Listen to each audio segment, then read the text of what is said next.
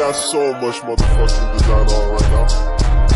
Bring it down, bring it down, nigga, come out, got 3 old guys, I'm the guap, bitches on the line, and you know. Assalamualaikum warahmatullahi wabarakatuh. Oke teman-teman, kembali lagi bersama saya Muhammad Dava Munjazi di Learning Journal yang ke-14. Nah, Learning Journal yang ke-14 ini adalah Learning Journal yang terakhir di semester 4. Nah, di sini saya akan membahas tentang ragam tulisan, fitur, dan struktur penulisan yang dipaparkan oleh kelompok 2 pada pertemuan minggu kemarin. Oke, langsung saja kepada pembahasannya. Yang pertama adalah pengertian fitur. Fitur adalah jenis penulisan yang menyajikan pendapat subjektif dan ringan mengenai suatu objek. Biasanya tidak berkaitan dengan berita. Keberadaannya penting bagi media cetak, terus daring dan televisi, karena dapat mempertahankan jumlah pembaca dan penonton serta meningkatkan rating. Fitur yang baik harus mampu menyentuh emosi dan pikiran pembaca melalui pilihan kata yang tepat, menghasilkan tulisan yang menggugah dan emosional. Lalu selanjutnya, dalam menulis fitur yang baik, terdapat beberapa unsur penting yang harus diperhatikan oleh penulis. Unsur-unsur tersebut meliputi tema. Nah, yang pertama itu tema. Itu harus bersifat aktual dan faktual. Sudut pandang yang umumnya menggunakan sudut pandang orang ketiga.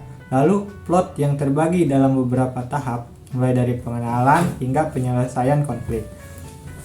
Karakter yang menggambarkan kepribadian tokoh, gaya penulisan, terus khas penulis, suasana yang menghidupkan isi cerita, dan latar tempat yang menunjukkan lokasi peristiwa. Semua unsur ini untuk menciptakan fitur yang menarik, informatif, dan mengandung atau mengundang emosional bagi pembaca. Lalu selanjutnya, ini fitur adalah tulisan yang kreatif yang menggabungkan unsur subjektivitas dan fakta menarik untuk menggugah emosi pembaca. Berbeda dengan berita biasa yang fokus pada fakta penting, ada berbagai jenis fitur seperti fitur berita, terus profil, lalu perjalanan, sejarah, how to do, dan human interest.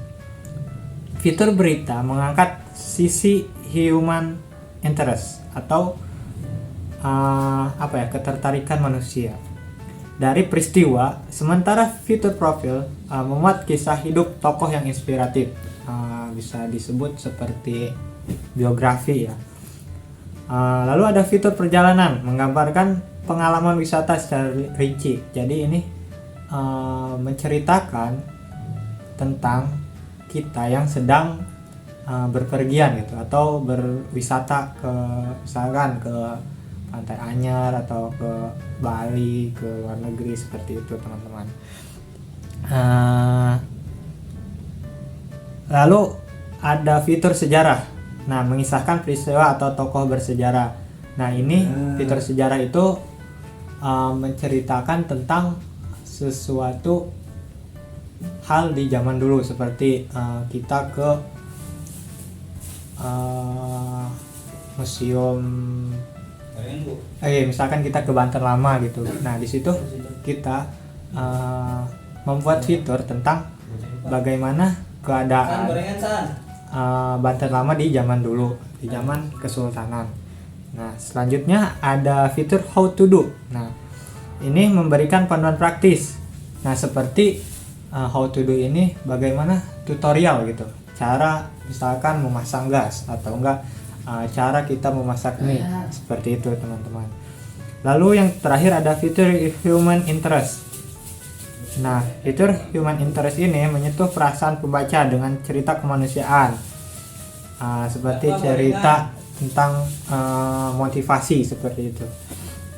Terus semua jenis fitur ini digunakan untuk menarik perhatian dan menyampaikan informasi secara menarik dan emosional. Lalu selanjutnya, struktur penulisan fitur. Nah, Struktur penulisan fitur adalah elemen penting, teman-teman, dalam menciptakan tulisan yang menarik dan informatif. Menurut Romli, struktur fitur terdiri dari 5 elemen utama. Yang pertama ada judul, yang kedua ada lead, lalu yang ketiga ada bridge, lalu ada body, dan yang terakhir ending. Judul harus menarik perhatian dan menggambarkan isi cerita atau inti ceritanya. Sementara lead berfungsi untuk menarik pembaca masuk ke dalam artikel. Lalu bridge yaitu seperti